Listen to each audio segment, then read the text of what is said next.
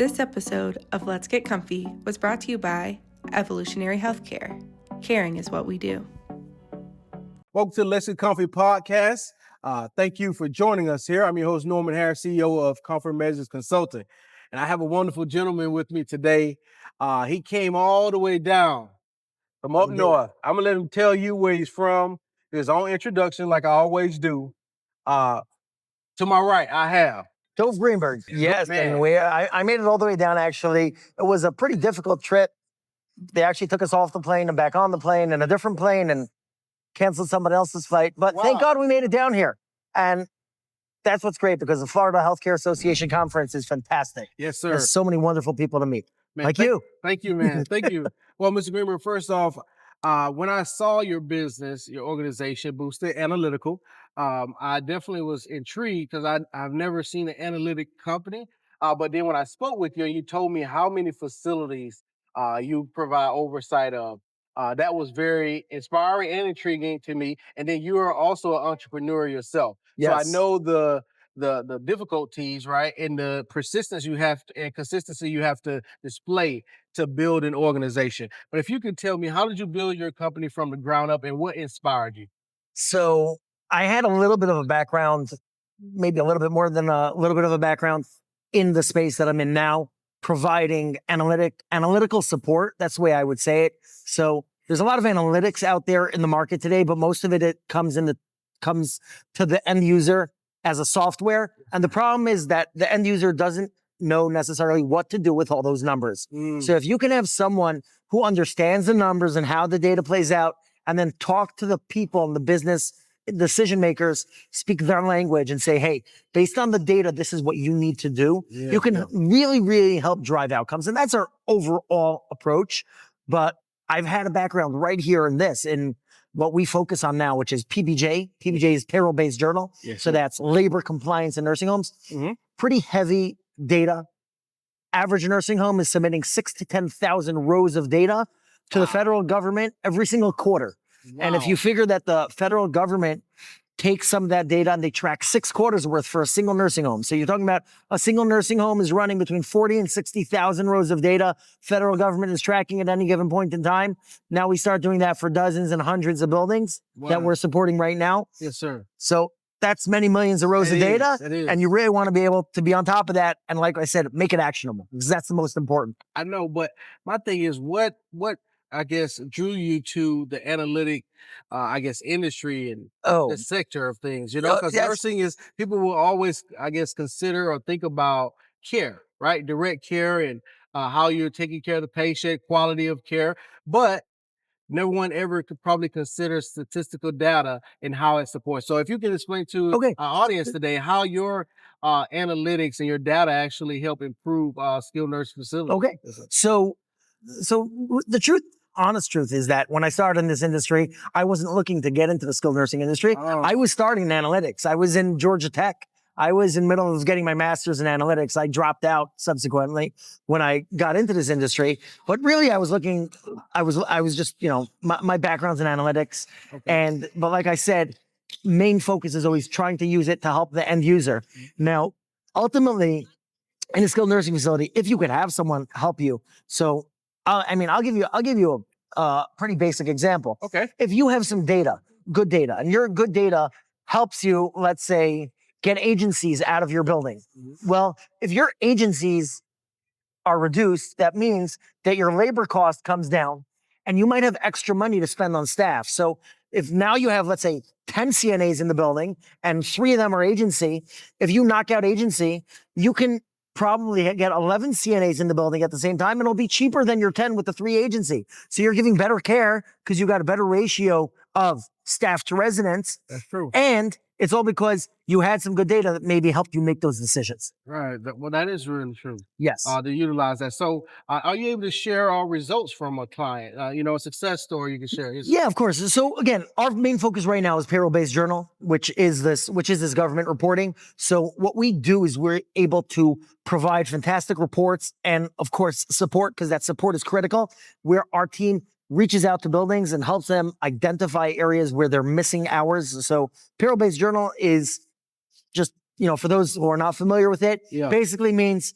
that the federal government wants to make sure that there's enough staff in the nursing home, and then they get rated based on the ratio of staff to residents and also based on the turnover, which is a complex calculation, actually, the way they calculate it.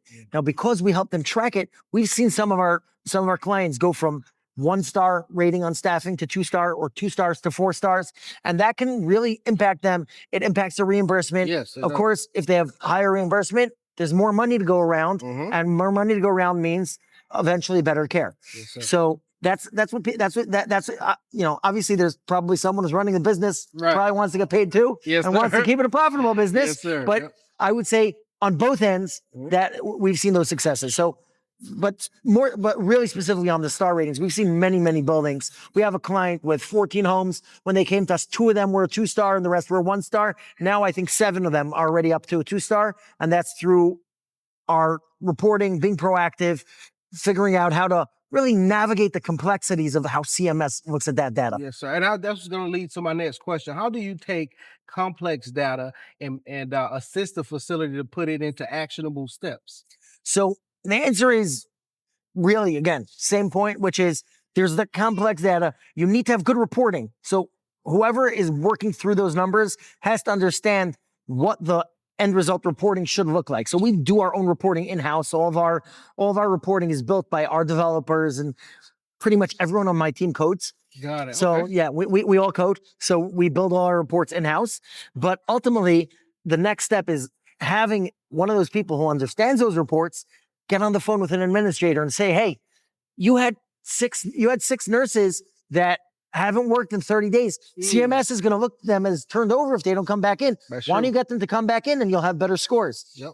It looks to us like you have a hole on the weekends. It looks like you didn't staff, and you're going to get dinged for that, for not staffing. No, of course we staffed. It was the regional who was covering. Wait a second. Did you take credit for your regional hours? Oh, you're right. We didn't take credit.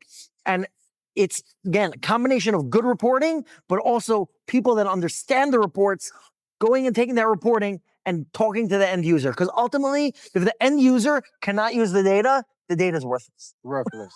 Now, on your jacket there, you have a pin that says PBJ Master, right? So yes. if you have a client out there right now today, ALFs, you work with those? Only skilled nursing facilities. Yes, correct. Okay. So skilled nursing facilities out there that are needing someone to help them with improvement in their reporting, their data, labor management as well. Why should they come to the PBJ Master at Boosted Analytical? Okay, so that's a great question. And the real answer is that it depends on their needs. So what we find with a lot of people is that PBJ just becomes tedious. I was at the Iowa Healthcare Association conference, and I was sitting in the hotel lobby, and I met one of the administrators there. She says, so what do you specialize in? I said, PBJ. She says, why? Why do you do that to yourself? It's such a pain. PBJ is such a pain. Why would you want to deal with that? And I said, well, we specialize in it. And for us, it's not as much of a pain. It's still tedious. It's still complex. But because we have good reporting and because we have a good system and process, because process is crucial when you're dealing with many tedious, missing pieces and parts all over the place, you have a good process, you have good reporting. So we're able to work with it. And so for a lot of clients, it's really just about taking that pain away from them, because you have another story. We had a corporate HR director who was doing PBJ herself. I sat there, I said, hey, when you focus on PBJ for 2 weeks out of the quarter, who's double checking your facility payroll? She said, well, honestly, nobody double checks the facility payroll. I said, well, that's pretty bad, because that's your job to double check facility payroll, and you may be paying people money that they're not supposed to get paid. And she said, I agree with you. Yeah. So sometimes it's a question of just focusing resources where it's best. Yeah. And then other times it's just expertise, because there are all those nitty-gritty nuances. CMS changes the rules all the time. They just released some new specifications couple of weeks ago. I get written up in McKnight's every so often. So McKnight's reaches out to me. Yeah, McKnight's long-term care news. So I became friends with some of the people there, and sometimes we discuss some of the changes. I want to be friends with them too. Yeah. Okay. Introduce me though. Maybe. Yes, sir. Maybe. Okay. Yeah. Reach out. Maybe we'll send an email. One thing I can just feel right now, man, you're really passionate about what you do in your organization. Yes. That's a lot of times the spirit that people need to if you want to partner with somebody, you want someone that take pride in their work. 100%. They're gonna bring that passion 100%. when they're partnering, right? 100%. I want a partner that is passionate about what they bring to the table and their reputation matters to them and feel passionate. My reputation is everything. Yes, sir. My reputation is really everything, and that's so important. And what I say is, sometimes you want to deal with a small business. We're a small business, even though we work with hundreds of facilities. It's not I'm not this big corporation of hundreds of employees. We're still at the moment we're still under 10 employees. Even once we grow, God willing, and we'll be 20, 30, 40 employees, that's not all that large. Something that we can really manage ourselves.